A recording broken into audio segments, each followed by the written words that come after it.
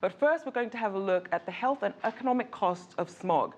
I'm joined now by Dr. Yuanlin Song. He's the Associate Chair of the Department of Pulmonary Medicine at Zhongjiang Hospital in Shanghai. Thank you for joining us, Dr. Song.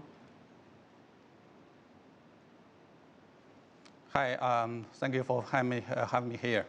Now, the Cancer Center in Beijing found more than 12,000 newly diagnosed cancers a day last year, and a lot of people have been quick to blame smog. How much of this surge in cancer is linked to the environment?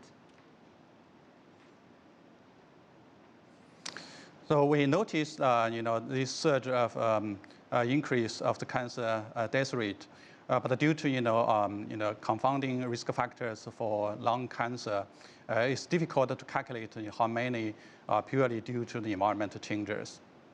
Now, one of the problems we're seeing are in these heavily industrialized areas surrounding Beijing, and they've seen cancer rates actually quadruple in the last 4 decades. How is the government tackling that?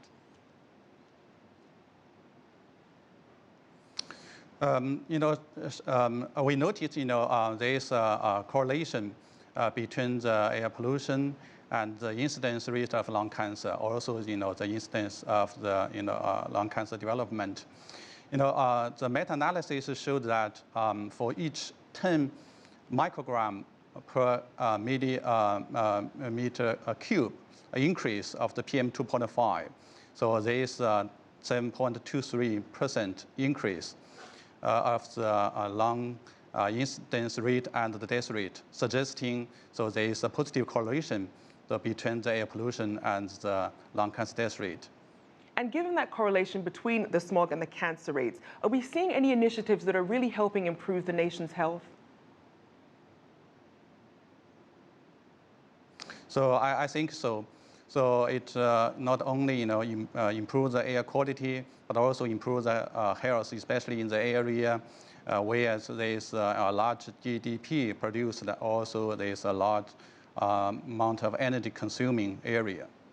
Now, we also have these heavily industrialized areas who, as we said, are investing in things like steel. So they're in a tough position. They want to make money, but they want to be environmentally responsible. How do they cope? How do they strike a balance? Yeah, I think it's a good question. I think, shut down the steel industry is not only way. Probably they need to think about, how to improve the technique to use more green energy, maybe change the economic constructors or change, the investment strategies. And what are some of those green initiatives that you would like to see in place?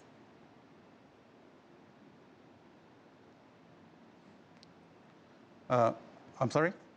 What are some of those green initiatives? You mentioned green initiatives. Are there any that you'd like to see in place to really put a dent in these cancer rates?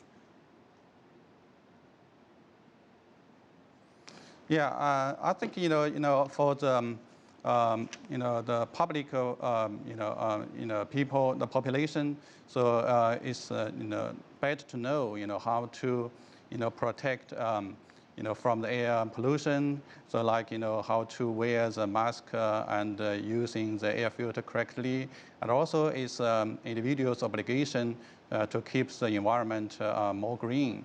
So like to learn how to use the waste classification, use less energy. I think it's a duty for everyone to keep the air clean and the environment more clean. And you mentioned some of these ways. People are buying masks and doing things in the short term. What about the long term? How do people really help reduce those cancer rates and protect themselves? For the long term, I think we need the policy changes from the government. Actually, Chinese government is trying to make more policies to change the current situation to improve the air quality. Also, so we need to do more education to the general population, to protect themselves and also protect the environment and next generations.